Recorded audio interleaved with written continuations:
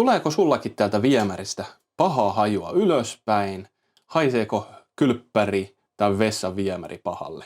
No, todennäköisesti täällä on jotakin bakteerikasvustoa, biofilmiä, eli se pitää mekaanisesti puhdistaa.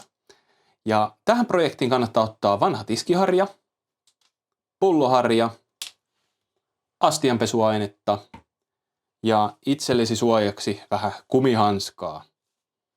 Ja projekti lähtee sillä liikenteeseen, nostetaan tämä metallinen ritilä ylös. Mä käytän tässä tämmöistä korvatopsia. Ja täältä löytyy yleensä tämmöinen muovinen hajulukko tai vesilukko.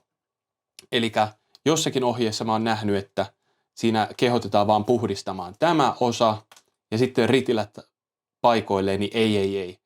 Täältä löytyy kaiken näköistä, kun nostetaan toi hajulukko ylös. Eli ensimmäisessä vaiheessa pistä fairia. Käy tiskiharjalla kaikki tästä läpi, mihin tämä tiskiharja pääsee. Välihuuhtelu. Ja sitten sä nostat tämän hajulukon ylös. Mulla on tämmöinen sininen kahva tässä, mutta sulla voi olla myös semmoinen musta pienempi sokka, mihinkä saa sormen sitten alle. Eli nostetaan tämä ylös. Täältä löytyy taas monta pintaa, mikä tarvii vielä puhdistaa. Ja tämä hajulukko on yleensä tämmöinen kaksiosainen, eli tässä on toi tämmöinen muovinen osa, mikä lähtee ihan nostamalla tolla tavalla ylös. Eli puhdista tämäkin kummaltakin puolelta, käy kaikki pinnat läpi. Ja tämä menee ihan paikoilleen. Paikoilleen tuossa on pari koloa, mihin toi menee ja sitten kuuluu pieni naps. Noin. Ja se on asennettu takas siihen, eli puhdista tämä.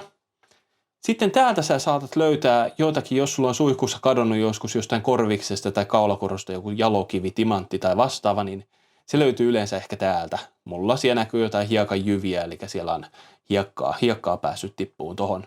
Eli semmoiset voit vielä ehkä pelastaa sieltä tässä kohtaa. Mutta muussa tapauksessa taas tiskiaineella käy kaikki pinnat läpi. Tätä pulloharjaa voit käyttää, täällä on tämmöinen pieni viemärikolo täällä sivussa. Eli tämä pääsee tosi hyvin sinne asti.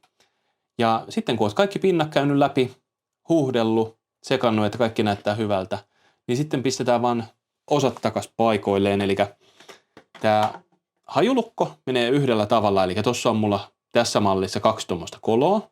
Eli noin, se meni just oikeaan paikkaan. Ja tämä kannattaa kunnolla sormilla painella eri nurkista. Noin. Koska tuolla on kumitiivisti, eli se pitää sitten ne hajut, ettei ne nouse tästä ylös. Eli toi näkyvä vesi, mikä tuossa on, toimii tavallaan sitten siinä hajulukkona kanssa. Ja sitten tämä metallinen ritilä, mikä otettiin alussa pois, niin puhdista tämäkin. Tässäkin on todennäköisesti kaiken näköistä möhnää. Ja sitten kun sä oot huuhdellut, tsekannut, että kaikki näyttää hyvältä, niin laitetaan ritilä takaisin.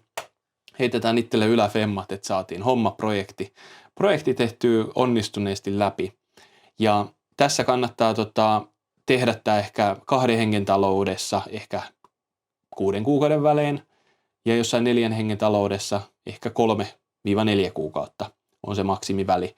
Niin silloin pysyy viemäri puhtaana, koska tänne tulee kaikki suihkussa oleva ihmisestä tuleva rasva ja likaa ja mitä nyt ikinä sitten muuta sitten suihkuttele täällä suihkutilassa, niin nehän päätyy aina tähän ja ne aiheuttaa niitä hajuhaittoja ja sehän on käytännössä semmoista biotoksista materiaalia, eli sitä nyt ei muutenkaan ihan kannata iholleen myöhemmin sitten päästääkään. Ja tämä kumihanska auttaa sua projektissa sen verran, että tämä metallinen ritilä on usein reunoiltaan pikkasen terävä, eli tällä sä suojaat itse siltä, että tämä ei aiheuta sulle mitään haavoja, koska se olisi tosi ikävää, että sulla tulee haava sormeen ja sen jälkeen sä otat kaikki ne bakteerit muut muhimaan siihen sun sormeen ja verenkiertoon ja kas kummaa kohta ollaankin sitten ensiavussa sitten antibioottitippaa ottamassa suoneen, niin se ei ole kiva vaihtoehto se. Mutta tämmöisillä projekteilla unohda kaikki kloriitit ja hapot, tommoset mitä nämä on, sitruunahapot ja etikat ja vastaavat. Sä et tarvii semmosia, eli tämmöinen emäksinen aine, niin kuin astianpesuaine, fairi on tosi hyvä, koska nyt irrotetaan rasvaa ja se tehdään mekaanisesti. Ja sitten semmoinen lisätipsi tähän vielä loppuun, kun sä teet sitä projektin hinkkaamista, niin kannattaa välttää semmoista liikettä, että sä pärskit näillä harjaksilla sitä likaa sun omalle naamalle, eli teet tällainen vähän niin kuin itsestä poispäin, wax on, wax off tyyppisesti, sä tiedät, karatekidit on tullut katsottua joskus, niin sama periaate pätee tässäkin, niin se on turvallinen tapa tehdä sitä, ja semmoinen pieni pyörivä liike, se on tosi turvallinen ja tehokas tapa projekti hoitaa läpi. Mutta pistää yläpeukku, jos videosta tykkäsit, jos oli hyvä, ja laita kanavatilaukseen, jos kaikennäköiset niksit kiinnostaa myöhemminkin, niin saat aina ilmoituksen niistä. Hei hei!